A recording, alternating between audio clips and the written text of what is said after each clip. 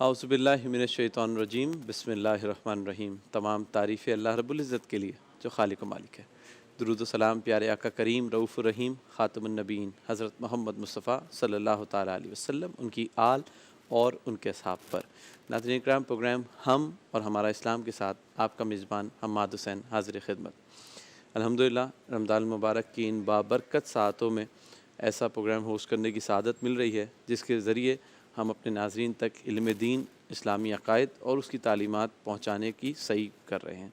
اس سلسلے میں میرے ساتھ جو شخصیت موجود ہیں، آپ کسی تعارف کے محتاج نہیں، نہ صرف ملک پاکستان بلکہ دنیا بھر میں عشق مصطفی صلی اللہ تعالیٰ علیہ وسلم کا پیغام پہنچا رہے ہیں اور ہزاروں نہیں لاکھوں فرزندان اسلام کے قلوب کو عشق مصطفی صلی اللہ تعالیٰ علیہ وسلم سے منور فرما چکے ہیں۔ میری مراد علامہ ڈاکٹر کوکب نورانی اکاڑی صاحب سے۔ السلام علیکم۔ وعلیکم السلام۔ علامہ صاحب، الحمدللہ کل ہم نے عقیدہ رسالت پہ گفتگو کی تھی اور آج ہم عقیدہ ختم نبوت، بہت حساس، بہت اہم اور بہت ہی ضروری موضوع ہے آج کل کے حساب سے۔ تو پہلے ہم 4 سیگمنٹس ہیں ہمارے جس طرح، تو ہم پہلے صرف عقیدہ ختم نبوت کے جو کہتے ہیں کہ تعارف کے اوپر بات کرتے ہیں، پھر آگے چل کے اس کے حوالے سے گفتگو کریں گے۔ بسم اللہ والحمد للہ والصلاة والسلام علی رسول اللہ۔ میں کئی مرتبہ دہرا چکا ہوں یہ جملہ کہ اسلامی عقیدے کی بنیاد قرآن اور حدیث ہے۔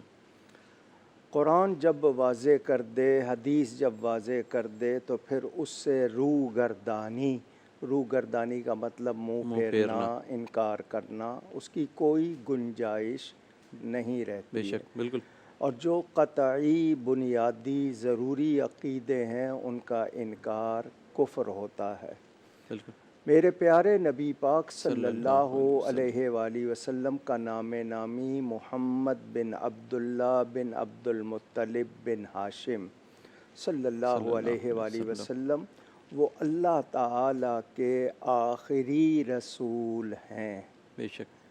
یہ خاتم النبیین، زبر کے ساتھ خاتمن پڑھا جائے، خاتمن پڑھا جائے، زیر کے ساتھ تے کے، دونوں میں کوئی گنجائش نہیں ہے کہ کوئی آدمی راہ نکالے۔ ایک خاتم کے معنی مہر کے لے لیتے ہیں، خاتم کے معنی ختم کرنے والے کے لے لیتے ہیں، تو مہر بھی تبھی لگتی ہے جب آخر ہوتا ہے۔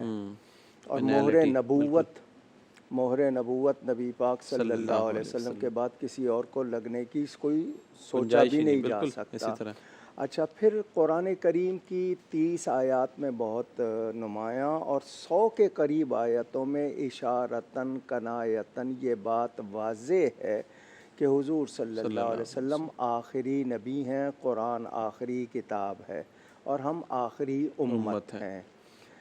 اب اس کے لیے معنی بدلنا، تعویل کرنا، اب کہتے ہیں جی ایک نبوت ہوتی ہے تشریعی، شریعت والی، ایک غیر تشریعی کہ وہ صرف اسی پہلی شریعت کو پہنچانا ہے، نئی شریعت نہیں، ذلی بروزی، کسی کے ماتحت یا کسی کے تحت، زمانی یا مکانی، کسی خاص زمان یا مکان۔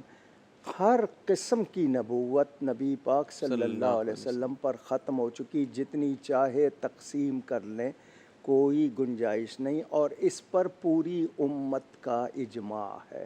سارے جماع ہیں، صحابہ کرام، ائمہ، تابعین، تبع تابعین، آج تک یہ قطعی بنیادی عقیدہ ہے، اور اس میں کسی قسم کی تحریف کرنا، بدلنا، کوئی اور معنی کرنا، کسی نبوت کی گنجائش نکالنا، ایسا کرنا کفر ہے۔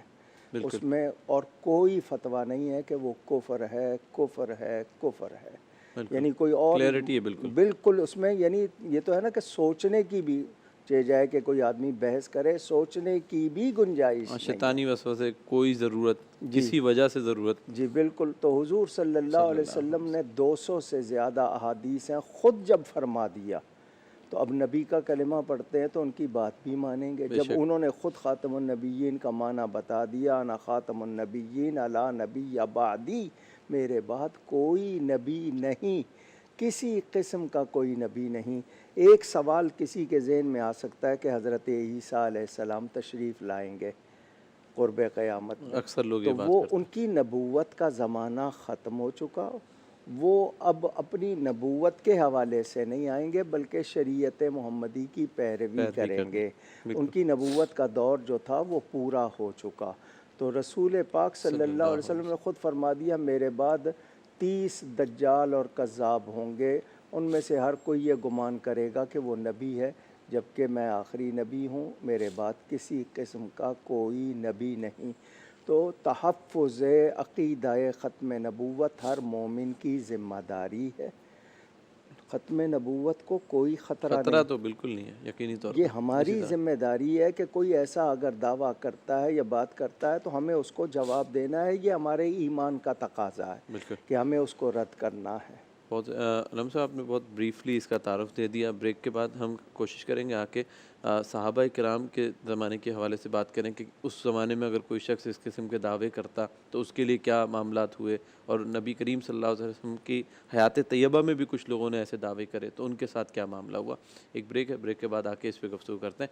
ناظرین کرام، ایک چھوٹا سا بریک ہے، بریک کے بعد آئیں گے اور اس ٹاپک پہ گفتگو کریں گے، آپ ہمارے ساتھ ہی رہیے گا۔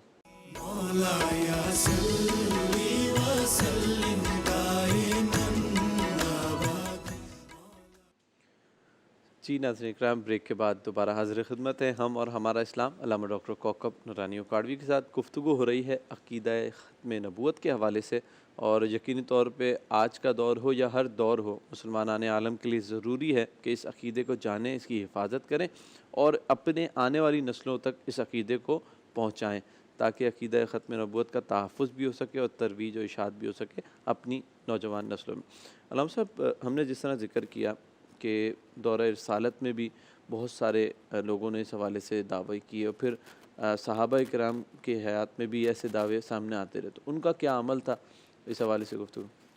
جب یہ بات واضح ہو چکی کہ یہ قطعی، یقینی، غیر مبہم، واضح، کلیئر عقیدہ ہے کہ حضور صلی اللہ علیہ وآلہ وسلم آخری نبی ہیں، ارسلت الی الخلق کافہ وختم بی النبیون، کہ میں تمام مخلوق کی طرف بھیجا گیا ہوں اور نبیوں کا ختم کرنے والا، سلسلہ نبوت ختم۔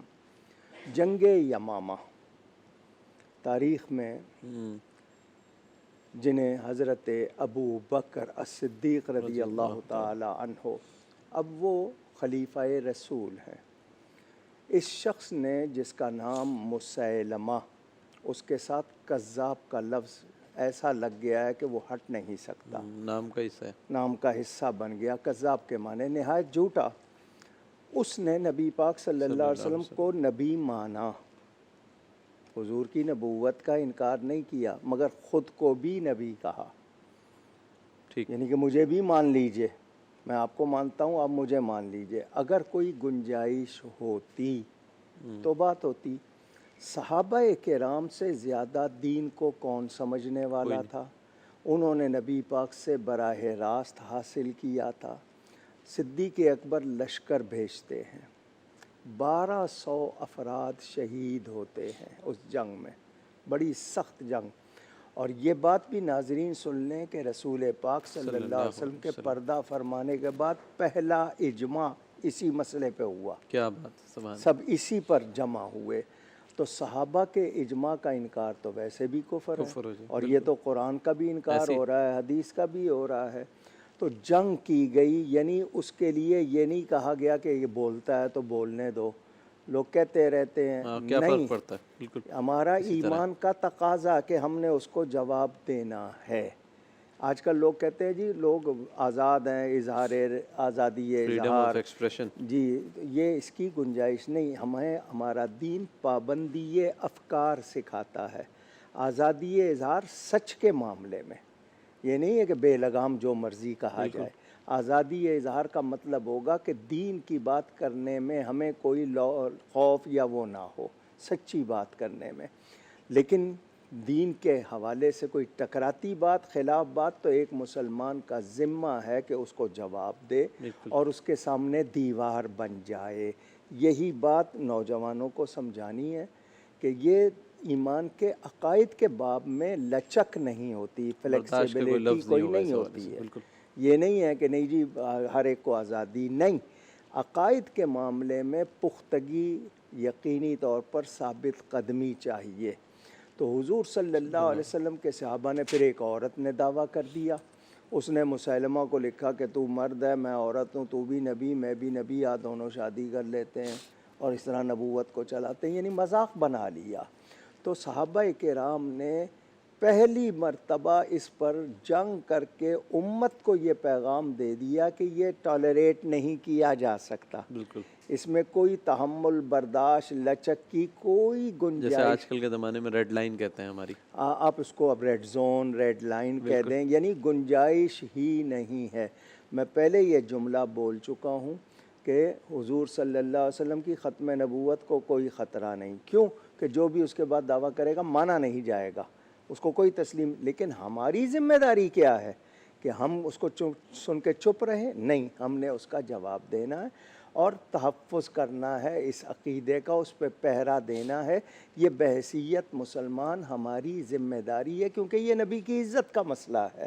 اگر ہم اس کے لیے نہیں اٹھیں گے، نہیں کھڑے ہوں گے تو ہم مجرم ہو جائیں گے، اور پھر جو اس عقیدے کے خلاف کرتا ہے وہ ساری امت کو کافر کہتا ہے، کیونکہ اجماع ہے اس پر۔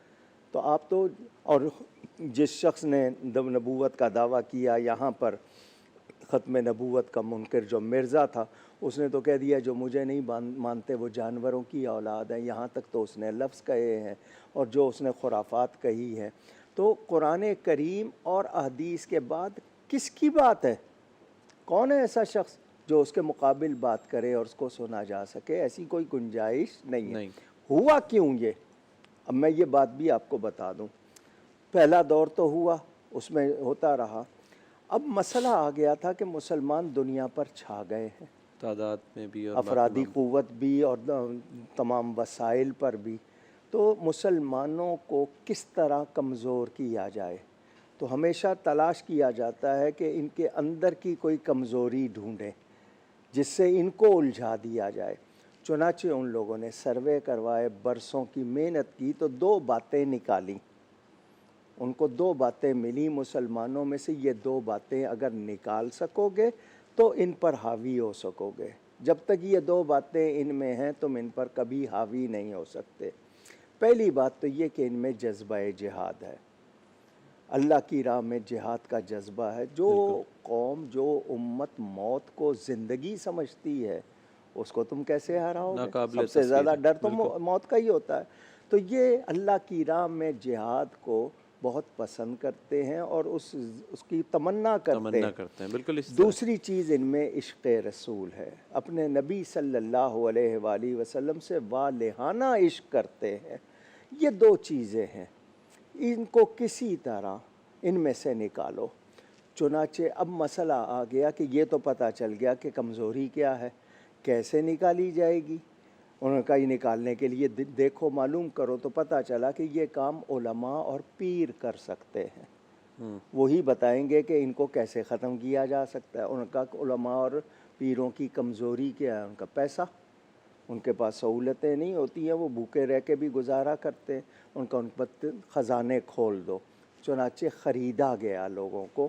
یہ میں آپ کو پوری اور مزید تفصیل سناؤں گا۔ میں چاہوں گا کہ لازمی سنائی جائے نا علامہ صاحب، جس طرح بھی آپ نے فرمایا نا کہ محمد کی محبت دین حق کی شرط اول ہے، اسی میں گر ہو خامی تو سب کچھ نامکمل۔ اس پہ ہم گفتگو کریں گے کس طرح یہ معاملہ آگے چلا۔ ناظرین کرام، بہت ہی دلچسپ موضوع ہے اور یقینی طور پہ اس کے بارے میں علم رکھنا اور علم حاصل کرنا آپ کے لیے اور میرے لیے، ہم سب کے لیے ضروری ہے۔ تو ختم نبوت پہ بات ہو رہی ہے، آپ ہمارے ساتھ رہیے گا، ایک بریک کی جانب چلتے ہیں، بریک کے بعد دوبارہ حاضر ہوتے ہیں۔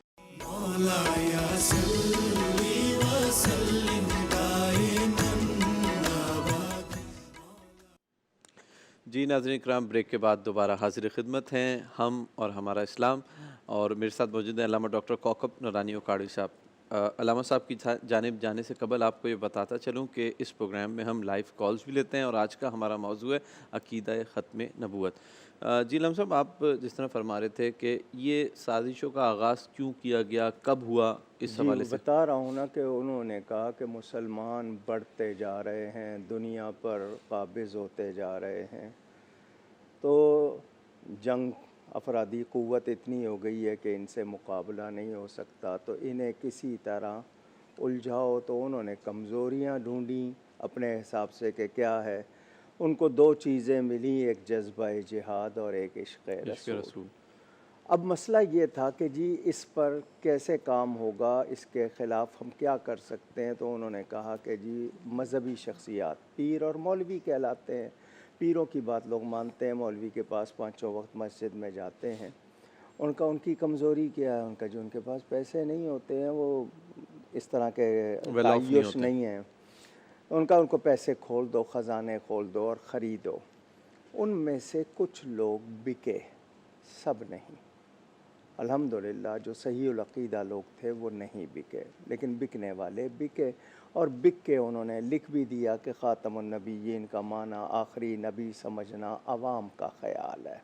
یہ انہوں نے اس طرح دروازہ کھولنے کی کوشش۔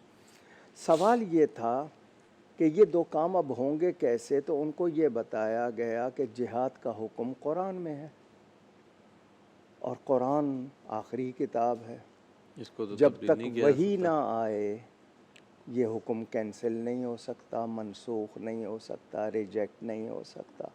اس کے لیے تو وہی لانی، اور وہی لانے کے لیے نبی پہ بنانا پڑے گا۔ عشق رسول کے حوالے سے یہ ہے کہ جب تک نبی پاک صلی اللہ علیہ وسلم کی تعریف ہوتی رہے گی، محبت بڑھتی رہے گی۔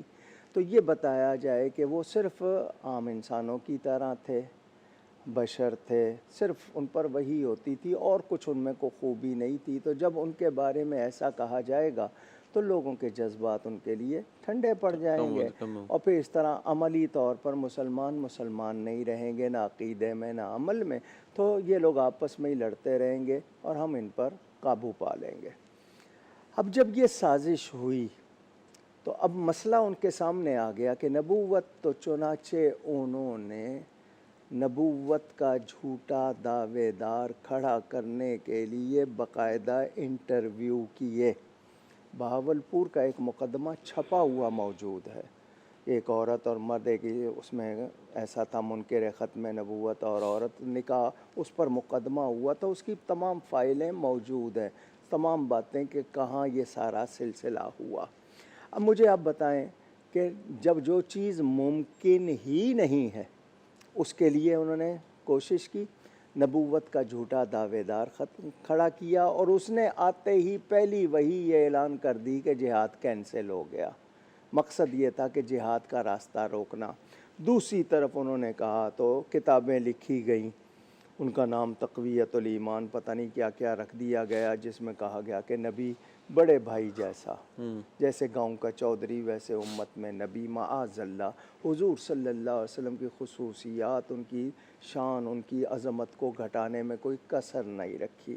اس دور میں علماء حق نے کردار ادا کیا، تاجدار گولڑا پیر سید مہر علی شاہ صاحب نے، اسی طرح علی پور سیدہ سے حضرت پیر سید جماعت علی شاہ صاحب نے، تاجدار بریلی نے 6 کتابیں لکھیں ختم نبوت کے حوالے سے۔ علماء نے علمی مقابلہ کیا۔ یہ بات قابل غور ہے کہ اگر وہ چاہتے تو یہ آج کل جس طرح ٹارگٹ کیا جاتا ہے ختم کر دیتے، لیکن یہ کہ فتنہ ختم نہیں ہوتا۔ علمی مقابلہ کیا، یہ ہم اہل سنت کا یہ معیار رہا ہے کہ ہم گالی اور گولی کی زبان میں بات نہیں کرتے، علمی دلائل کی بنیاد پر۔ چنانچہ مقابلہ کیا گیا، وہ سامنے نہیں آیا۔ بادشاہی مسجد میں حضرت پیر مہر علی شاہ صاحب اور تمام اس وقت یہ کانٹیننٹ کے علماء سب جمع ہوئے، ان کو امیر بنایا، وہ نہیں آیا، مقابلے پہ نہیں آیا۔ تو اب مجھے اور آپ کو پتہ چل گیا کہ یا تو کوئی مریض ہوتا ہے، ذہنی مریض، یا بھوکا مارا ہوا، اگر وہ اس طرح کرتا ہے تو وہیں ختم بھی ہو جاتا ہے۔ لیکن اس چیز کو باقاعدہ سازش کے طور پر مسلمانوں میں ڈالا گیا، جہاد ختم کرنے کے لیے، عشق رسول ختم کرنے کے لیے۔ تو یہ باقاعدہ پلاننگ، اور آج تک کبھی کارٹون ان کے نام سے بنا لیے جاتے ہیں، ایسی کبھی ان کے بارے میں کوئی اور ایسی باتیں کر دی جاتی ہیں کہ جی انہوں نے شادیاں اتنی کی ہیں یا فلانا کیا ہے، اب اپنا گھر نہیں دیکھتے۔ نبی پر اس طرح کے اعتراضات کر کے ایک تو مسلمانوں کا درجہ حرارت چیک کرتے ہیں کہ ان کا ایمانی ٹیمپریچر کتنا ہے، ابھی تک ہے یا نہیں ہے۔ دوسرا وہ یہ چیک کرنا چاہتے ہیں کہ اس قوم میں کتنے لوگ ابھی تک اس چیز پر قائم ہیں۔ تو مسلمانوں نے ہر دور میں ایمانی جذبے کا مظاہرہ کیا کہ ہم گناہ گار ضرور ہیں، بے غیرت نہیں ہیں، بالکل اسی طرح، بے ایمان نہیں ہیں، اور یہ ضروری تھا۔ اور پھر شعراء نے، علامہ اقبال نے بھی، دیگر نے اپنے کلام میں بہت کچھ لکھا۔ آج یہ فتنہ سوشل میڈیا پر طریقے سے بڑھایا جا رہا ہے۔ کیا مطلب؟ 1400 سال کی متفقہ چیزوں پر اب رائے مانگی جا رہی ہے، کہیں عدالت سے، کہیں کسی سے۔ جو چیز طے ہے اس پر رائے مانگنے کا کیا مطلب؟ اور قرآن حدیث کے مقابلے میں رائے کیسے مانگی جا سکتی ہے؟ اور اب سوچے چھوڑ کے کہ فلانی چیز نہیں ہے، فلاں نماز نہیں تھی، فلاں چیز یہ نہیں تھی، اس طرح لوگوں کو بہکا کر پھر، یعنی اب انہوں نے طریقے بدلے ہیں، مگر سازش اب بھی اسی طرح چل رہی ایسی ہے۔ اس دور میں نبوت کے دعوے تو نہیں لا سکتے وہ اتنی واضح چیزوں میں، لیکن اب انہوں نے طریقے دوسرے اپنا لیے۔ اب آپ یہ دیکھیے کہ اس کا اصل مقصد کیا ہے۔ مقصد صرف یہی ہے، میں نے کل بھی یہ بات کی تھی آپ کے پروگرام میں، کہ ہم اللہ کے سارے نبیوں کو مانتے ہیں، کسی ایک نبی کی بھی گستاخی ہمارے لیے یعنی گنجائش نہیں ہے، بالکل اسی طرح، وہ لوگ ہمارے نبی پر حملے کرتے ہیں تاکہ ہم ریئیکٹ کریں۔ اب ریئیکٹ کرنے میں ہوتا یہ ہے کہ وہ ایلیمنٹ خود بھی چھوڑ دیتے ہیں، جو غلط مظاہرے کرتے ہیں، توڑ پھوڑ کرتے ہیں، ذرا وہ تیسرا ایلیمنٹ ہوتا ہے، وہ ہم نہیں ہوتے، لیکن یہ اس طرح وہ تاثر دینے کی بتاتے ہیں کہ دیکھو جی یہ ان کا مزاج ہے، جنونی ہیں، جذباتی ہیں، یا اس طریقے کے۔ اب خود فنڈامنٹلسٹ ہوں، خود ایکسٹریمسٹ ہوں، اور وہ خود سب کچھ ہوں، یہ یعنی اس کو یہ ٹیررسٹ ہوں، وہ نہیں۔ آج غزہ میں کیا ہو رہا ہے ان کو نظر نہیں آ رہا؟ کس بنیاد پہ ہو رہا ہے؟ اس کی بنیاد کیا ہے؟ مسلمانوں کا وجود قبول نہیں۔ ہیومینٹی کہاں ہے؟ انسانیت کہاں ہے؟ عقیدے کو تو رکھو ایک طرف، خود کیا ثابت کر رہے ہیں؟ الزام مسلمانوں پہ دیا جاتا ہے۔ تو مسلمانوں کو اس معاملے میں غیر لچکدار رویہ غیر متسلسل، بالکل۔ ہم سب بریک کے بعد آنے کے بعد ہم یہ 2 سیگمنٹ ہمارے پاس چھوٹے چھوٹے رہ جائیں گے، تو ہم یہ بات سمجھیں گے کہ آج کی نسل تک کیسے ماں باپ جو ہے یہ پیغام پہنچائیں اور اس کا متواتر پہنچاتے رہیں، تو یہ ان کی کتنی اہم ذمہ داری ہے۔ ناظرین کا ہم ذکر ہو رہا ہے عقیدہ ختم نبوت کے حوالے سے۔ ایک بہت ہی چھوٹی سی بریک ہے، بریک کے بعد دوبارہ حاضر ہوتے ہیں۔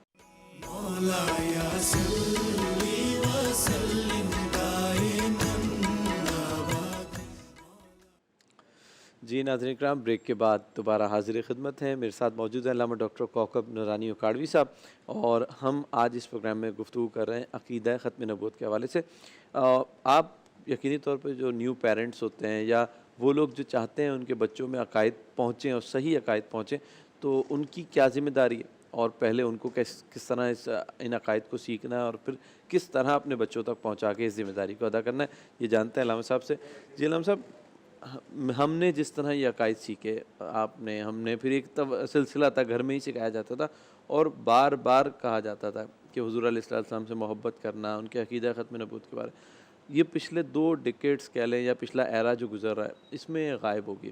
یہ کوئی سازش تو نہیں لگ رہی، ہماری کمزوری ہی لگ رہی ہے؟ نہیں، کمزوری کا شکار بھی ہم کسی سازش کے تحت ہی ہوتے ہیں، یہ بھی اور ضروری ہم ہے۔ اس کو قبول، جس طرح آج ہم بہت سی برائیاں اس ٹیلی فون سے سیکھتے جا رہے ہیں اور اس کے عادی ہوتے جا رہے ہیں، نہیں سوچ رہے ہیں۔ اب وہ جنہوں نے ایجاد کیا وہ خود بتا رہے ہیں یہ صحت کے لیے خراب ہے، اس کی ریڈیشن ہوتی ہے، اس سے یہ ہوتا ہے۔ اب وہ روکنا چاہ رہے ہیں اور روک نہیں پا رہے ہیں کیونکہ عادی بنا دیا۔ ہوتا یہ تھا کہ ہمارے ہاں مسجدیں اسمبلی تھی، امام جو ہوتا تھا ہر نماز کے بعد یا کم از کم صبح اور رات کو 10 منٹ کا درس دیتا تھا، گھر والے وہ جا کے گھر والوں کو سناتے تھے۔ اسی طرح نشستیں ہوتی تھیں، روزانہ گھر میں بیٹھ کے گھر والے بھی دین کا کوئی مسئلہ عقیدہ سیکھتے تھے۔ پھر جب ان لوگوں کے رابطے نہیں ہوئے تو کتابیں آ گئیں۔ آج تو آپ کے پاس سہولت موجود ہے آن لائن، لیکن ہمارا شوق ختم ہو گیا۔ ہم دنیا میں اتنے انوالو ہو گئے ہیں کہ اب دین کو سیکھنے سمجھنے کا شوق نہیں رہا۔ غلط بات فوراً قبول کر لیتے ہیں، کیوں؟ صحیح بات معلوم نہیں ہے، صحیح بات سیکھی نہیں ہے، تو غلط بات فوراً اثر کر جاتی ہے۔ تو ماں باپ کی یہ ذمہ داری ہے کہ خود صحیح عقیدے، اور وہ عقیدے جن کا جاننا ضروری ہے، وہ سیکھیں اور بچوں کو سکھائیں ان کے پیار کے انداز سے. جس طرح بچوں کو کہانیاں سناتے ہیں آپ، اس طرح عقیدے بھی سنائیں گے تو ان کو سمجھ آئے گی. یہ وہ اچھی مائیں ہیں نا جو نبی کا نام چومنا سکھا دیتی ہیں، صلی اللہ علیہ وآلہ وسلم کہنا سکھا دیتے ہیں.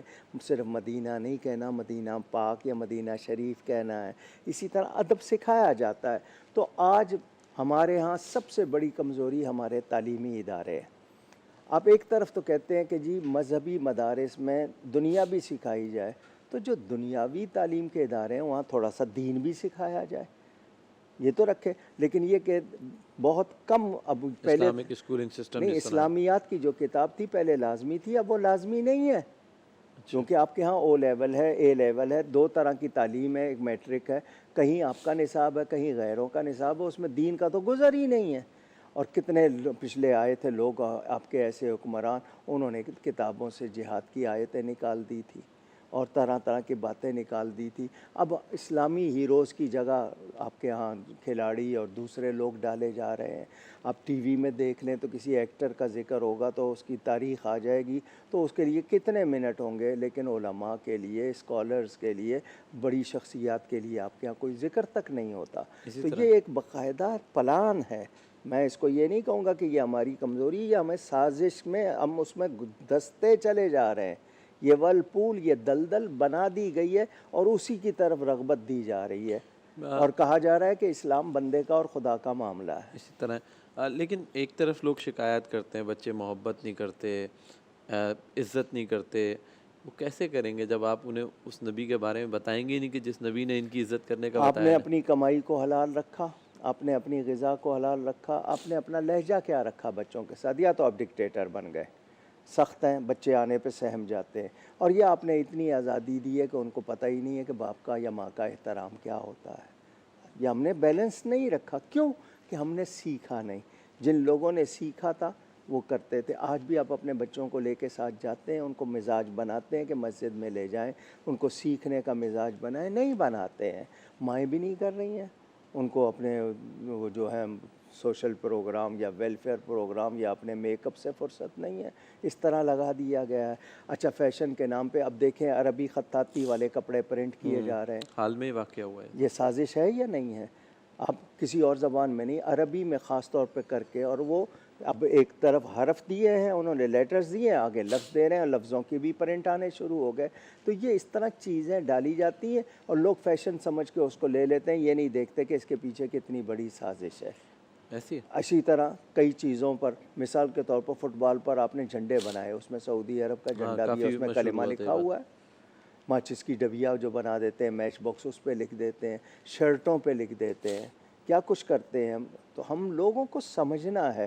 اب ٹی شرٹ کے حوالے سے یا ٹائٹس کے حوالے سے ہم کو جو فیشن کے نام پہ دیا گیا ہے ہم نے اپنا لیا ہے. ہم اس میں کوئی اپنے آپ کو برا ہی نہیں سمجھتے. اسی طرح پکارنے میں نہیں جی. اب میاں بیوی کے تعلق پر جتنے ڈرامے بنائے جا رہے ہیں، کیا سکھایا جا رہا ہے؟ یعنی اس پر غلط میسج کو بڑھا چڑھا کر دیا جا رہا ہے. یہ کیا ہے؟ روٹین بنایا جا رہا ہے. تو یہ سب اصل میں مقصد ماں باپ کو محنت کرنی ہے. ماں باپ ذمہ دار ہیں. بچے کا عقیدہ بگڑے گا تو ماں باپ سے پوچھا جائے گا کہ انہوں نے تربیت کی تھی یا نہیں کی تھی. وہ جواب دہ ہے. اور اس کی اپنی بخشش کا سامان بھی یہی بچے ہیں. اگر وہی صحیح عقیدوں اصل پہ نہیں ہوں کمائی گے تو بچے ہیں، تو وہ پھر کہاں لے کے جائیں گے اس کو؟ اب کل کو پوچھے گا کوئی نہیں. وہی جن نیک ماں باپ کے وہ قبروں پہ بھی جاتے ہیں یا ان کے لیے فاتحہ کرتے ہیں، ایصال ثواب کرتے ہیں یا ان کی لیگیسی کو جاری رکھتے ہیں. جب آپ کا یہ ہوگا ہی نہیں تو وہ کریں گے کیا؟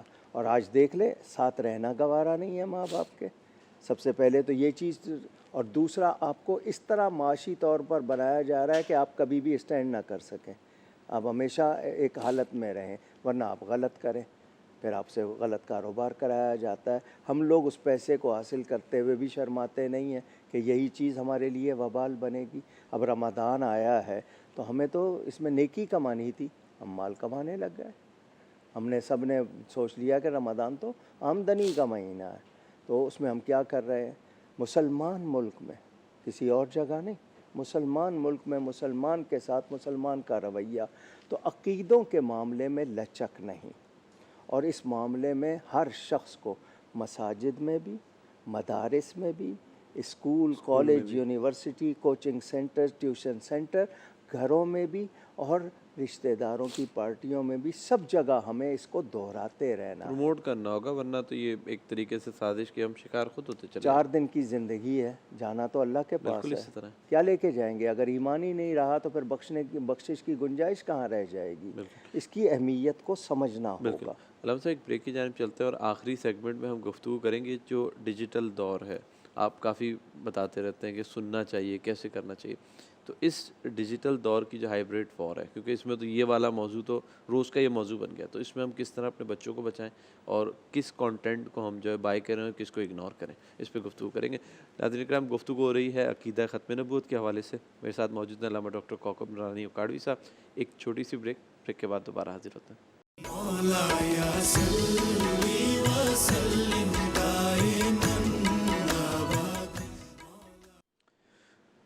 جی ناظرین اکرام، بریک کے بعد دوبارہ حاضر خدمت ہے۔ آخری سیگمنٹ ہے ہمارا اور گفتگو ہو رہی ہے عقیدہ ختم نبوت کے حوالے سے۔ علامہ صاحب، ڈیجیٹلائزیشن کا دور ہے، طرح طرح کے فتنے اور چھوٹی چھوٹی باتوں کو فتنہ بنا کے ہماری نوجوان نسلوں میں چھوڑ دیا جاتا ہے، اور پھر وہ فتنے کا شکار ہو کے گھومتے ہی رہتے ہیں کہ اصل کیا ہے، نقل کیا ہے، کیا صحیح راستہ ہے۔ بچوں میں بھی اسی طرح کی چیزیں جو ہے نا داخل کی جا رہی ہیں، کیونکہ عقیدہ ختم نبوت ایک ایسی چیز ہے اگر اس کو ہی ہلا دیا جائے گا تو پوری بنیاد ہی ہل جائے گی۔ تو اس سلسلے میں ماں باپ کیا کریں اور کس کانٹینٹ سے اپنے بچوں کو بچائیں؟ سب سے پہلی بات تو یہ ہے کہ آپ دنیا بھر میں دیکھیں، ہمارے ہاں نرسری کنڈر گارٹن کا ایک سلسلہ آیا، بچے کو بہت کم عمر میں آپ صرف اس لیے کہ آپ اپنے آپ کو ایزی رکھیں بچے کو دور کرتے ہیں، وہاں بھیجتے ہیں اور اس کے لیے بڑی بھاری بھاری فیسیں دیتے ہیں آپ۔ پھر بچے کو آپ تاکہ یہ کہ آپ کو ڈسٹرب نہ کرے، آپ اس کو آئی پیڈ آئی پوڈ اور یہ چیزیں دے دیتے ہیں، بالکل اسی طرح۔ اس پر کوئی رکاوٹ نہیں ہے، کوئی نگرانی نہیں ہے۔ آپ کو پتہ ہے ٹیلی فون بھی ایسے آئے تھے کہ وہ لفظ محمد صلی اللہ علیہ وسلم اس پر نہیں آتا تھا، کتنا عرصہ اس ٹیلی فون کے بارے میں شکایت رہی۔ ہمارے ہاں اور بھی اس کے علاوہ بچوں کو عربی، یعنی حکم یہ ہے کہ بچہ جب بولنے لگے اللہ کا نام سکھائیں، پھر پورا کلمہ سکھائیں۔ ہمارے ہاں اسٹارٹ ہی انگلش سے ہوتا ہے۔ انگریزی سیکھنا بری بات نہیں ہے، انگریزیت سیکھنا غلط۔ اچھا، کارٹون پہ لگا دیتے ہیں تاکہ ہم اپنے کام کرتے رہیں۔ ان کارٹونوں کو آپ کیا سمجھتے ہیں؟ وہ تفریح نہیں ہے، وہ مشنری ورک ہے۔ بالکل، اس میں باقاعدہ کس کا کردار برا دکھایا جا رہا ہے۔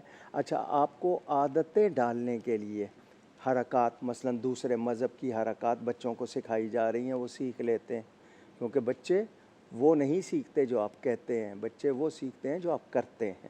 تو آپ اس کو کیا دکھا رہے ہیں؟ اچھا، گھروں میں میاں بیوی کی لڑائی ہو رہی ہے، بچوں کے سامنے کیا تاثر جا رہا ہے؟ اب ماں باپ کو بچوں کے ساتھ اور بچوں کو ماں باپ کے ساتھ کیسا ہونا ہے آپ نے سیکھا ہی نہیں ہے۔ میں نے آپ کے ساتھ پروگرام کیے ہوئے ہیں اس موضوع پہ، بہت لمبے لمبے پروگرام، 2 گھنٹے ہم نے اس پہ 80 گفتگو کی ہے۔ حدیثیں ہیں کہ بچوں کا کیا حق ہے ماں باپ پر، ماں باپ کو اپنے حقوق کی فکر ہے، بچوں کا کیا حق ہے وہ نہیں سنتے۔ تو اب یہ جتنے آلات انسٹرومنٹ آ رہے ہیں، آپ ان کو صرف ایڈوانسمنٹ نہ سمجھیں، یہ سازشیں ہیں۔ یہ جتنی ایپس، مجھے بتائیں پاکستان کے سوا اور کس ملک میں اتنا فری ٹائم دیا جاتا ہے، اتنے فری پیکیج دیے جاتے ہیں؟ میں نے جہاں بھی ٹریول کیا الٹا مہنگا ہی ہوتا ہے وہاں۔ سب جگہ مہنگا ہے دنیا میں، جہاں سے ایجاد ہوا ہے وہاں اس سے زیادہ مہنگا ہے۔ یہاں فری پیکیج دیے جا رہے ہیں آپ کو بہکانے کے لیے، آپ کو دین سے ہٹانے کے لیے، اور ہم اس کو دیکھ نہیں رہے۔ اس کے بعد بے روی کتنی بڑی ہے، ہمارے ہاں قدریں کیسے ختم ہوئی ہیں، ہمارے ہاں جھوٹ نے کتنا جگہ بنا لی ہے، اور رشتوں میں ہمارے دراڑیں کتنی آ گئی ہیں، ہم ان کو نوٹ نہیں کر رہے، یہ ہمارے لیے وبال بن رہی ہیں۔ تو آپ کو خود بھی اور اپنے بچوں کو بھی دین کے معاملے میں کبھی بھی نرم نہیں پڑنا۔ آپ نے خود بھی سیکھنا ہے، ان کو سکھانا ہے، کیونکہ آپ نے مرنا ہے، یہاں ہمیشہ نہیں رہنا ہے۔ اور اس کے لیے آپ جس طرح بچے کو سکھانے کے لیے ہزاروں روپے کے ٹیوٹر رکھ لیتے ہیں، تو آپ دین کو سیکھنے کے لیے جب فری تعلیم مل رہی ہے تو کیوں حاصل نہیں کرتے؟ غلط لوگوں کو نہیں سننا، کیونکہ ان کو پلانٹڈ کو لگایا جا رہا ہے تاکہ یہ بہکائیں، ان کو سن رہے ہیں، صحیح کو نہیں سن رہے۔ اچھا، اس میں ایک چیز اور بھی ہے، جس طرح ہم نے بچپن سے سنا غیر عالم جو ہے اسی نیم حکیم کی طرح ہوتا ہے جو خطرہ جان ہے۔ آج کل غیر عالموں کی ایک بالکل جیسے کہتے ہیں نا پوری منڈی لگا دی گئی ہے، ان کو سن لیں، ان کو سن لیں، یا جدید اس میں کر کے وہ اپنے آپ کو لپیٹ کے لبادے میں لا رہے ہیں۔ ماں باپ کی کتنی ذمہ داری ہے کہ بچہ جو کانٹینٹ سن رہا ہے یا جس کے پیچھے چلنا شروع ہو گیا ہے اس سے بچانا یا اس کی طرف لے کے جانا کتنی ذمہ داری بنتی ہے؟ دیکھیں نا، جب آپ سکھائیں گے نہیں تو وہ تو جائے گا. میں یہ کہوں کہ اس دکان سے سودا نہیں لینا، لیکن خود دکان نہیں کھول رہا ہوں تو وہ تو لا محالہ ادھر جائے گا. اور ایسی ہے آپ کیوں نہیں اس پہ اس چیز کی اہمیت کو تو پہلے مانیں نا. اس کی اہمیت، اب بچوں کی غلط فرمائشیں پوری کریں گے تو بچے کی مزاج میں بگاڑ آئے گا یا نہیں آئے گا؟ وہ ضدی بھی ہو جائے گا. اب آپ کھانے کے بارے میں، دوسری چیزوں کے بارے میں اس کی ہر فرمائش پوری کرنے لگ جاتے ہیں، نتیجے میں پھر اس کا جیسا مزاج بن جاتا ہے، پھر آپ سے سنبھالا نہیں جاتا. تو پہلی کہتے ہیں نا بنیاد اگر آپ نہیں رکھیں گے اور اس پر توجہ نہیں دیں گے، بچے آپ کی اصل کمائی ہے، انہی کے بارے میں آپ کو سوچنا چاہیے. یہ آپ کی ریئل یعنی آپ کی ایسٹس ہیں. ایسٹس ہیں بالکل. تو آپ اس کو اہمیت دیں، اور دین کی اہمیت اسی کی ہوگی جو حلال کھاتا ہوگا، حلال کماتا ہوگا، ورنہ دین کی کوئی اہمیت نہیں. اس کے لیے حرام حلال کی کوئی پرواہ نہیں ہے. جس طرح باہر کے ملکوں میں کتنے چلے گئے اور کیا کچھ ہو گئے، ان کو کوئی اہمیت نہیں. تو دین کو جو اہم سمجھے گا، جو یہ چاہے گا کہ میں جنت میں جاؤں، تو اس کے لیے اس کو کوشش کرنی ہے. ان تمام چیزوں کے لیے بچوں کو کس عمر میں کیا دینا ہے، کیسے دینا ہے، ماں باپ کو ٹائم دینا ہوگا. اگر آپ کے پاس ٹائم نہیں ہے تو پھر آپ یہ سوچ لیجئے کہ بچے آپ کے ہاتھ سے نکل گئے اور آپ پر سارا وبال ہے کیونکہ آپ نے نہیں کیا. بالکل. بہت سارے لوگ کہتے ہیں کہ ہماری بخشش کا سامان اور اس طرح کے معاملات، پھر یہ قوم کے بھی تو معمار ہے نا، یہ قوم کے بھی معمار آگے انہوں نے ہی آپ کے وطن قوم کو چلانا ہے. تو اگر ان کی تربیت نہیں ہوگی تو کیا کریں گے؟ یہی بڑوں کے سیاستدان بھی بنیں گے، یہی بڑوں کے ججز بھی بن جائیں گے. جی، پھر اس کا انہیں پتہ ہی کچھ نہیں ہوگا. جب ان کے مزاج میں وہ چیز نہیں ہوگی تو کیسے آئے گی؟ بالکل. پھر یہی ہے نا کہ وہ متفقہ دین کی متفقہ چیزوں پہ لوگوں سے رائے مانگیں گے. رائے مانگنے کی کیا ضرورت ہے جب حکم موجود ہے؟ پھر یہ چیزیں آتی ہیں. اچھا، اگر اس کے خلاف کوئی مظاہرہ کرے تو آپ کہتے ہیں جی بدامنی کر رہے ہیں، انریسٹ کریٹ کر رہے ہیں، وائلنس کریٹ کر رہے ہیں. تو ایسا ماحول کیوں بنایا جا رہا ہے؟ اور پھر اسلام کے نام پر بننے والی مملکت میں پاکستان کا مطلب کیا؟ لا الہ الا اللہ محمد الرسول اللہ صلی اللہ علیہ وسلم. اسی میں جب کچھ سپریم لا قرآن و سنت ہو اور وہاں پر ایسی ریلیز نکلیں، ایسی چیزیں پرنٹ ہوں اور ایسی چیزیں ہوں تو افسوس کی بات ہے. اور ہم سب مجرم ہوں گے کیونکہ ہم تماشائی بنے ہوئے. ہمیں جہاں غلط ہے وہاں غلط کو غلط کہنا ہے، ورنہ وہ بیماری آپ کے ہاں آ جائے گی اور پھر آپ اس سے نہیں بچ سکیں. بالکل. ہم سب لاسٹ 2 منٹس ہیں، اس میں چاہوں گا کہ آپ اس پورے جو ہم نے پروگرام میں گفتگو کی ہے اس حوالے سے اس کو. میرا ایک ہی جملہ ہے، مسلمان اگر نبی کا وفادار نہیں ہے تو وہ کسی کا وفادار نہیں ہے، نہ اپنے وطن کا، نہ رشتے ناتوں کا. جس کو نبی کی تعظیم نہیں ہے وہ انسان نہیں، وہ شیطان سے بدتر ہے. تو اپنے آپ کو نبی کا وفادار بنائیں، ان کا سچا غلام بنائیں.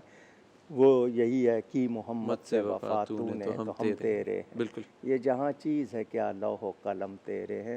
گفتگو میں مجھ سے کہیں کوئی غلطی ہوئی ہو، اللہ تعالیٰ اس کے رسول صلی اللہ علیہ وسلم کی بارگاہ میں توبہ کرتا ہوں. بہت شکریہ. شکریہ علم صاحب.